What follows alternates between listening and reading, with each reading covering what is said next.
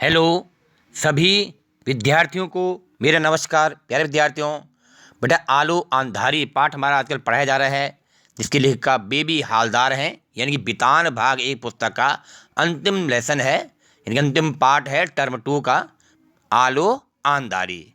आलो अंधारी मानी अंधेरे में प्रकाश, अंधेरे में उजाला। बेबी हालदार की रचना है, स्वयं की आत्मकथा है ये। मैं आपको ऑलरेडी कल बता चुका था कि बेबी हालदार के द्वारा स्वयं के जीवन के संघर्षों के बारे में लिखी हुई आत्मकथा का नाम है आलो अंधारी। मूलतः यह बंगला भाषा में लिखी गई थी और मैंने आपको ये भी कल बताया था, इसको प्रबोध कुमार ने ट्रांसलेट करके हिंदी में लिखा है। और आश्चर्य की बात है, ये बात भी मैं आपको कल बता चुका था, एक पहली कृति है, पहली रचना है आलो अंधारी, जो बांग्ला भाषा से हिंदी में अनुवादित होकर के सीधे बाज़ारों में प्रकाशित यानी छपी है। तो बहुत बड़ी उपलब्धि है। आपको मैं कल समझा चुका था, बेबी हालदार जो कि घरेलू नौकरानी का काम करती है और अपने जीवन के अथक प्रयासों से, मेहनत से, संघर्षों से लड़ती हुई लेखिका बन पाई और उनकी पहली कृति है ये आलो अंधारी। हम आपको कल यहाँ तक पढ़ा चुके थे कि लेखिका अपने पति से अलग किराए के मकान में अपने 2 छोटे बच्चों के साथ रहती थी। उसे हर समय काम की तलाश रहती थी। वह सभी को उसके लिए काम ढूंढने के लिए कहती थी। शाम को जब वह घर वापस आती तो पड़ोस की औरतें काम के बारे में पूछती। काम न मिलने पर वे उसे सांत्वना देती थी। हमने आपको कल समझाया था, क्लास में भी समझाया था, कल की वीडियो में आपने समझा था, क्लास में ऑफलाइन भी आपको समझाया था कि समाज में कुछ महिलाएं वो थी जो उसकी सहायता करती थी, लेकिन कुछ महिलाएं वो थी जो उसे ताने मारती थी। तुम कहाँ रहती हो, क्या करती हो, तुम्हारा पति कहाँ है, इस प्रकार के उसे ताने मारते थे। उसे बहुत सुनना पड़ता था। आज आगे पढ़ते हैं, ध्यान दें। पैराग्राफ नंबर 3 है जो हम आपको समझा रहे हैं। हम आपको पाठ का सार समझा रहे हैं, यानी कि समरी आपको समझा रहे हैं। काफ़ी डिटेल समरी है, आपको समझना है क्या होता है, कौन उसकी मदद करते हैं, यहाँ तक कि जीवन में उसकी कौन सहायता करता है, क्या क्या उसके जीवन में संघर्ष आता है और कौन उन संघर्षों से पार लगाता है, उसकी जीवन शैली कैसी रही है, क्या है। आइए पढ़ते हैं आगे। लिखा है, लेखिका की पहचान सुनील नामक युवक से थी। एक दिन उसने किसी मकान मालिक से लेखिका को मिलवाया। मकान मालिक ने 800 रुपये महीने पर उसे रख लिया। यानी कि जो सबसे पहले मित्र के रूप में उसे मित्रता के रूप में या मित्र के रूप में सहायता मिली, किससे मिली? सुनील नामक युवक से मिली कि उसने उसे 800 रुपये में काम भी दिलवाया और उस मकान मालिक से मिलवाया जहाँ उसे काम करना था। किसका काम? घरेलू नौकरानी का। लिखा है, और घर की सफाई व खाना बनाने का काम दिया। वो घर की सफाई करने लगी और खाना बनाने को उसे काम मिल गया। उसने पहले काम पर कर रही महिला को हटा लिया, माने उस मकान मालिक ने उससे पहले, बेबी हालदार से पहले जो महिला वहाँ काम करती थी उसे हटाया। आप देखेंगे कहानी में उस महिला ने भी जाते जाते बेबी हालदार को बहुत सुनाया, जबकि बेबी हालदार की कोई गलती नहीं थी। मकान मालिक ने खुद ही बेबी हालदार को काम पे रखा, पुराने वाले को हटा दिया। लेकिन उस पुरानी वाली ने बहुत भला बुरा कहा बेबी हालदार को, ये भी उसने बहुत झेला, कष्ट झेला। उस महिला ने लेखिका को भला बुरा कहा, जो भी आपको मैंने बताया। लेखिका उस घर में रोज़ सवेरे आती तथा दोपहर तक सारा काम खत्म करके चली जाती। घर जाकर बच्चों को नहलाती व खिलाती। उसी बच्चों की भविष्य की चिंता थी, यानी ये उसके जीवन की दिनचर्या थी। वो घर में काम करेगी, लोगों के लिए खाना बनाती थी उस जिस घर में वो काम कर रही थी, और दोपहर तक काम खत्म करके अपने घर आती थी, अपने बच्चों को नहलाती, उन्हें कुछ खाना खिलाती। उसे अपने बच्चों की बहुत चिंता रहती थी, उनके शैक्षिक जीवन की, उनके भविष्य की, उनके कष्टों के बारे में उसे बड़ी चिंता सताती रहती थी। किसको? बेबी हालदार को। आगे पढ़ते हैं। जिस मकान में वह रहती थी उसका किराया अधिक था। उसने कम सुविधाओं वाला नया मकान ले लिया। यहाँ के लोग उससे अकेले रहने पर तरह तरह की बातें बनाते थे। अब जहाँ उसने नया घर लिया किराए पे, क्यों लिया नया घर? पहले वाले मकान में किराया ज़्यादा था, उसकी आमदनी कम थी, तो उसने नया घर लिया। अब वहाँ पर भी लोग तरह तरह की बातें उसकी आलोचना करते थे, उस पर ताने मारते थे, अनेकानेक प्रश्न उससे पूछते थे। घर का खर्च चलाने के लिए वह और काम चाहती थी। वह मकान मालिक से काम की नई जगह ढूंढने को कहती। उसे बच्चों की पढ़ाई, घर के किराए और लोगों की बातों की भी चिंता थी। अनेकों समस्या उसके जीवन में थी। बच्चों की पढ़ाई की चिंता थी, घर के किराए की चिंता थी, लोग उसके बारे में क्या क्या ताने मारते हैं, खुद महिलाएं उसे ताना मारती हैं। इन बातों की उसे बहुत चिंता सताती थी। इन समस्याओं का अंबार उसके जीवन में था। आगे क्या होता है? मकान मालिक सज्जन थे। किसके मकान मालिक? बेबी हालदार के मकान मालिक। एक दिन उसने लेखिका से पूछा वह घर जाकर क्या क्या करती है। लेखिका की बात सुनकर उसे आश्चर्य हुआ। उसने स्वयं को तातुस कहकर पुकारने को कहा। जिन सज्जन ने, जो मकान मालिक हैं, तातुस उनका नाम आया है, पेशे से ये शिक्षक हैं। आप अगर कहानी में पढ़ें, मैंने आपको कहा आप डिटेल में अभी किताब भी सामने रखें, उस कहानी में आपको मिलेगा कि तातुस पेशे से क्या है? शिक्षक हैं।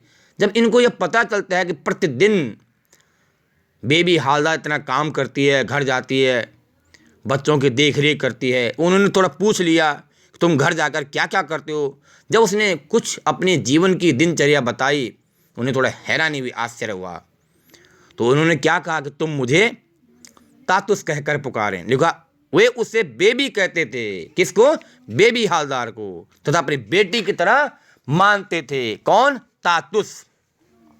सारा परिवार उसका ख्याल रखता था। वह पुस्तकों की अलमारियों की सफाई करते समय पुस्तकों को उत्सुकता से देखने लगती। माने जब बेबी हालदार घर में साफ सफाई करती थी, जहाँ वो नौकरानी का काम करती थी, उन अलमारियों को साफ करते हुए, उन अलमीरा को साफ करते हुए जब उसे पुस्तकें दिखाई देती तो उन्हें उत्सुकता से, बड़ी क्यूरोसिटी के भाव से, लगन के भाव से देखती थी। लिखा आगे, यह देखकर तातुस ने उसे एक किताब पढ़ने के लिए दी।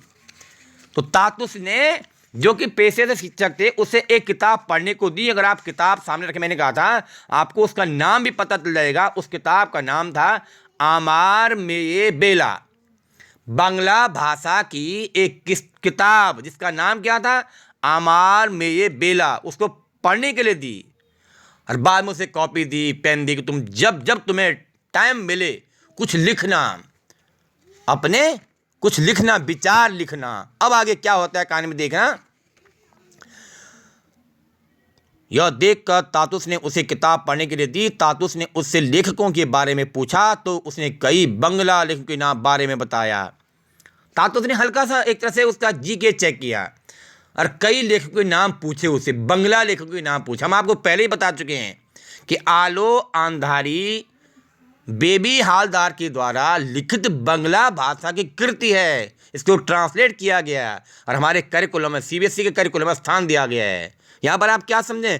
तातुस ने, जो कि पेशे से शिक्षक थे, उन्होंने बहुत मदद की। एक तरह से नया अध्याय शुरू होता है यहाँ पर। बेबी हालदार के संघर्ष की जो गाथा है थोड़ा कम होती है और एक तरह से सहारा मिलता है, सहयोग मिलता है, प्रोत्साहन मिलता है, एक नई राह मिलती है बेबी हालदार के जीवन में कि वो लेखिका बन पाती है। एक यही व्यक्ति हैं तातुस जो उसको भरपूर मदद करते हैं। यहाँ पर क्या बता रहे हैं, क्या बताया जा रहा है कि तातुस ने बेबी हालदार को कुछ लेखकों के नाम पूछे और उन्होंने कई बंगला लेखकों के नाम बताए। किसने? बेबी हालदार ने। तो वो बड़े प्रसन्न हो गए और तब उन्होंने उसको एक किताब पढ़ने को दी थी। आगे लिखा है, एक दिन तातुस ने उसे कॉपी व पेन दिया और कहा कि समय निकाल कर कुछ जरूर लिखें। ये मैं आपको पहले बताया मैंने अभी कि उसको कॉपी दी, पेन दी, कुछ न कुछ लिखें। बेबी हालदार का लेखन के प्रति जिज्ञासा को देखते हुए, उत्सुकता को देखते हुए उन्होंने क्या कहा, तातुस ने क्या कहा कि तुम बेटा ये पेन पकड़ो, कॉपी पकड़ो और कुछ न कुछ लिखा करो समय निकाल कर। काम की अधिकता के कारण लिखना बहुत मुश्किल था। भले वो सुबह से लेकर शाम तक काम करते थे, लिखना बहुत आसान नहीं था। फिर भी इच्छा हो मन में, अगर आपका डेडिकेशन हो, आप समय निकाल सकते हैं। ये कहानी में दर्शाया गया है। परंतु तातुस के प्रोत्साहन से वह रोज कुछ पृष्ठ लिखने लगी। पृष्ठ माने पेज। जब तातुस उसे प्रोत्साहित करते थे, उसकी तारीफ करते थे, उसका मोटिवेशन, उसको मोटिवेट करते थे, तो कुछ न कुछ लिखती थी। यह शौक आदत में बदल गया। उसकी जो शौक थी, इच्छा थी, एक तरह से आदत में परिवर्तन हो गया। जब आप बहुत अच्छे ढंग से मेहनत करोगे, आप हैबिट में शामिल कर लोगे। मान लो आपने सोचा हुआ है कि मैं कुछ लिखो, थॉट लिखो, कुछ याद करके लिखो, चाहे इंग्लिश का हो चाहे हिंदी का हो, तो फिर आपका जो शौक है वो किसी में आदत में बदल जाता है। आप डेली उसको करने बैठ जाते हो, क्योंकि आपको उसमें इम्प्रूवमेंट मिलता है। ये लैंग्वेज की खास पहचान है। उसका अकेले रहना समाज में लोगों को सहन नहीं हो रहा था। वे उसके साथ छेड़खानी करते थे और बेमतलब परेशान करते थे। बाथरूम न होने से भी विशेष दिक्कत थी। मकान मालिकों के दुर्व्यवहार के कारण वह नया घर तलाशने की सोचती है, लेकिन परेशानियां उसके साथ ख़त्म नहीं होती हैं। मकान मालिक दुर्व्यवहार करते हैं, माने अच्छा व्यवहार नहीं करते हैं, उससे छेड़खानी करते हैं। समाज में लोग बेमतलब के प्रश्न उससे पूछते हैं। भाई एक तरफ तो आप देख रहे हैं तातुस की उसे बहुत बड़ी सहायता मिल रही है, जो पेशे से शिक्षक हैं उसे लिखने के लिए प्रेरित करते हैं, मोटिवेट करते हैं। और दूसरी ओर आप देख रहे हैं उसके जीवन की समस्याएं खत्म नहीं हो रही हैं, लेकिन फिर भी वह हिम्मत नहीं हारती है। बड़े आशावादी दृष्टिकोण से पॉजिटिव वे में ले जाती है इन बातों को, और कुछ सीखती है, लेकिन लिखना नहीं छोड़ती है, लिखती ही रहती है। लिखा कि एक दिन लेखिका काम से घर लौटी तो देखा कि मकान टूटा हुआ। एक दिन ऐसा है, जो मैं आपको ध्यान होगा, आपको क्लास में बताया था, ऐसे भी हालात आते हैं कि घर का सारा सामान बिखरा हुआ है। वही घटना यहाँ पे बताई जा रही है, ध्यान दे बेटा। एक दिन लेखिका काम से घर लौटी तो देखा कि मकान टूटा हुआ है तथा उसका सारा सामान खुले में बाहर पड़ा हुआ है। वह रोने लगी। इतनी जल्दी मकान ढूंढने की भी दिक्कत थी। दूसरे घरों के लोग अपना सामान इकट्ठा करके नए घर की तलाश में चले गए। वह सारी रात बच्चों के साथ खुले आसमान के नीचे बैठी रही। उसे दुख था कि दो भाई नज़दीक रहने के बावजूद उसकी सहायता नहीं करते। क्या क्या घटना उसके जीवन में हुई। काम से घर आती है, देखते हैं सामान सड़क में बिखरा हुआ है, दूसरे लोग अपना सामान इकट्ठा कर रहे हैं। वह सारी रात अपने बच्चों के साथ खुले आसमान के नीचे रात भर काटी उसने। उसे बहुत बड़ा दुख था कि पास में ही उसका मायका होने के बावजूद, उसके भाई उपस्थित होने के बावजूद उसकी कोई मदद करने के लिए नहीं आया। इस प्रकार की तमाम समस्याएं उसके जीवन में थी, पर इन समस्याओं से उसने पार पा लिया और जीवन में आगे बढ़ती गई। आगे पढ़ते हैं क्या लिखा है।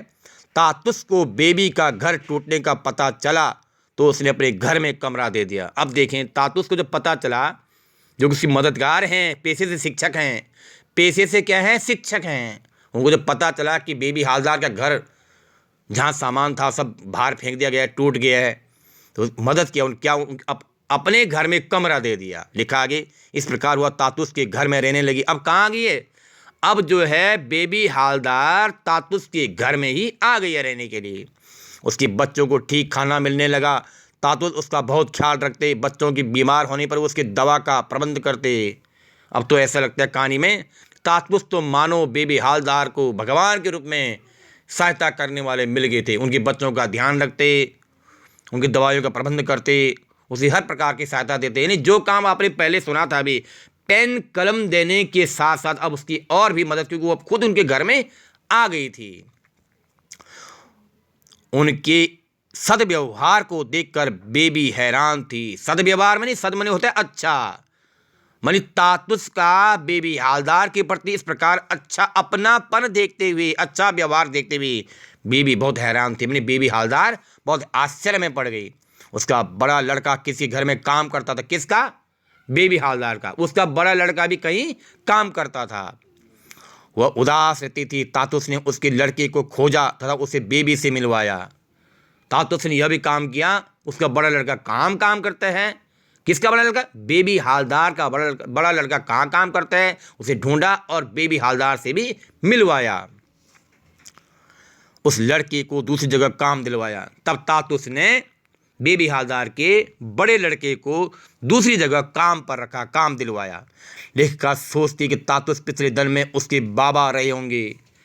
तातुस का बेबी हालदार के प्रति इस प्रकार सहयोग की भावना होना, आत्मीयता की भावना होना, अपनापन की भावना होना, उसे ऐसे लगता था कि कहीं ना कहीं तातुस मेरे जीवन में पिछले जन्म में मेरे बाबा रहे होंगे। ऐसी मदद करता है तातुस उस बेबी हालदार की। इससे आगे हम नेक्स्ट वीडियो में पढ़ेंगे। यहाँ तक अगर कोई समस्या हो, आपकी किताब में कोई समस्या हो, यानी कि आपकी किताब को जब आप पढ़ें, अपनी किताब जब आप पढ़ें तो कोई समस्या हो किसी भी पैराग्राफ में, किसी भी शब्द को समझने में, शब्द के अर्थ को जानने में, आप में प्रश्न अवश्य पूछें। धन्यवाद।